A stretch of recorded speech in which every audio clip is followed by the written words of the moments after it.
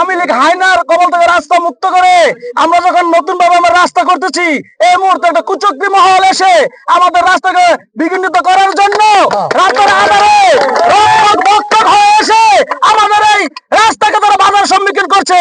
আমরা এলাকাবাসীর পক্ষ থেকে বলতে চাই, কোন অপশক্তি আমাদের রাস্তাকে প্রতিহত করতে পারবে না ইনশাআল্লাহ।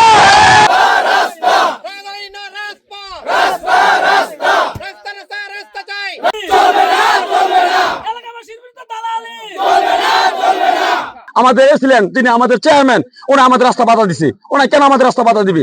জীবন দিব তবে রাস্তা যেখানে আমরা রাস্তার ভুক্তভোগী দীর্ঘদিন যাবত। আপনারা জানেন দীর্ঘদিন যাবত এই রাস্তার ভুক্তভোগী। ইউনূস ছাড়াই এখনো কোনো সিদ্ধান্ত দিতে পারে না। আমরা সেই সিদ্ধান্তের অপেক্ষায় আছি। যদি সিদ্ধান্ত না পাই তাহলে আমরা আমাদের রাস্তা আমরা কি করবো সামনে সেই কর্মসূচি। কিছু বহিরাগত লোক, পুলিশ হাউজিং এর লোক টাকা খাইয়া ঠিক আছে এখানে আইসা আমাদের রাস্তা বাধা দেয় এবং ইউনূস সাহেব দিয়া রাত্র 12টা-1টা বাজে রাস্তার কাজ বন্ধ করে দিচ্ছে। ঠিক আছে, এরা কার স্বার্থে, কিসের স্বার্থে এই রাস্তা বন্ধ করে দিছে?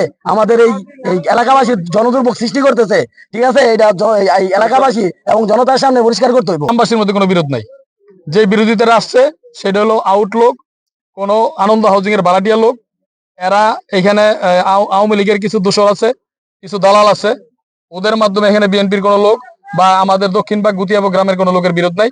আর এই জমিটা দিয়ে যে রাস্তাটা যাচ্ছে এটা আমরা সিসেলের জমি তো নিচ্ছি না, এটা আনন্দ হাউজিং এর জমি তো নিচ্ছি না। আমাদের এই মাঝখানটা যে জমিটা সোজা হয়ে যাচ্ছে এটা আমাদের জমিতে যাচ্ছে, আমাদের জনগণের জমি দিয়ে যাচ্ছে।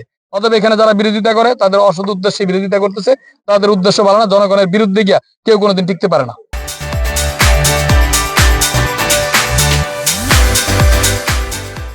40 বছরের পুরনো রাস্তা, এই রাস্তার কাজ আওয়ামী সরকারের সন্ত্রাসী বাহিনীরা আমাদের রাস্তা মেন গেট বন্ধ করে দেয়। ওই সময় থেকে আমরা এই রাস্তা দিয়ে চলাফেরা করতে পারি না। পূর্বে আমরা রাস্তা দিয়া 3-4টা গ্রামের মানুষ এইখান দিয়ে আমরা আসতাম, 8-10টি গ্রামের মানুষ। উপজেলা এখন বর্তমানে আমাদের এই রাস্তা বন্ধ হলে উপজেলা যাইতে আমাদের 4-5 কিলোমিটার ঘুরে আমাদের উপজেলা যাইতে হয়। করার কারণে এই ইউনূস সাহেব এখানে ফয়সালা দিয়ে যেতে পারে নাই।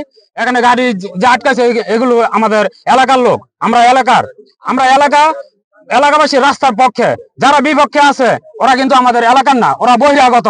অনেক ভালো হবে আমাদের যদি এই রাস্তাটা হয়ে যায়। আমরা অনেক জায়গা ঘুরে আমরা যাওন লাগে, অনেক যদি আমাকে এই রাস্তাটা সোজা হয়ে যায় তাহলে আমাকে অনেক অনেক অনেক ধন্যবাদ, খুশি হবো আমরা। আমাদের এসেছিলেন তিনি আমাদের চেয়ারম্যান, ওরা আমাদের রাস্তা বাধা দিছে। ওরা কেন আমাদের রাস্তা বাধা দিবে? যদি ওনা আমাদের প্রতিনিধি তাহলে আমাদের আমাদের ঢাকায় আমাদের যে ব্যাপারে যদি অন্য সমাধান না হয় তাহলে আমাদের কিভাবে সমাধান করতে পারবো? এটা করে দিতে পারে, কিন্তু ওনাদের রাত্রে এসে আমাদেরকে হামকি দুমকি দেয় বা বন্ধ করে দিল। এটা আসলে আমরা গ্রামের পাশে আমাদের বর্তমান চেয়ারম্যান এসেছিলেন তাজবির আহমেদ সাহেব, ওনা আসছিল। সাথে আমাদের যে এখানে ফারিদ জাহাঙ্গীর আপনাদের ইনচার্জ জাহাঙ্গীর আলম স্যার, ওনায় আসছিল। জীবন দিব তবে রাস্তা যেখানে আমরা রাস্তার ভুক্তভোগী দীর্ঘদিন যাবত। আপনারা জানেন দীর্ঘদিন যাবত এই রাস্তার ভুক্তভোগী। ইউনূস ছাড়াই এখনো কোনো সিদ্ধান্ত দিতে পারে না। আমরা সেই সিদ্ধান্তের অপেক্ষায় আছি। যদি সিদ্ধান্ত না পাই তাহলে আমরা আমাদের রাস্তা আমরা কি করবো সামনে সেই কর্মসূচি। রাত্রে 12টা বাজে বৃষ্টির পুলিশ নিয়ে এসে আমাদের রাস্তার কাছে বাধা দেয়। কিন্তু আমার একটাই প্রশ্ন যে রাত্রে 12টা বাজে এসএলএন মহোদয়ের এই জায়গায় আসার মতো রাইট আছে কিনা? আর আমাদের এই রাস্তার জন্য আজকে টিউনূস সাহেব আসছে, আমাদের কোনো দিয়ে জানে, আমাদের কোনো সিদ্ধান্ত দেওয়া জানে। কিন্তু আমরা কালকের ভিতরে যদি কোনো সিদ্ধান্ত না পাই তাহলে আমরা কঠিন স্তরের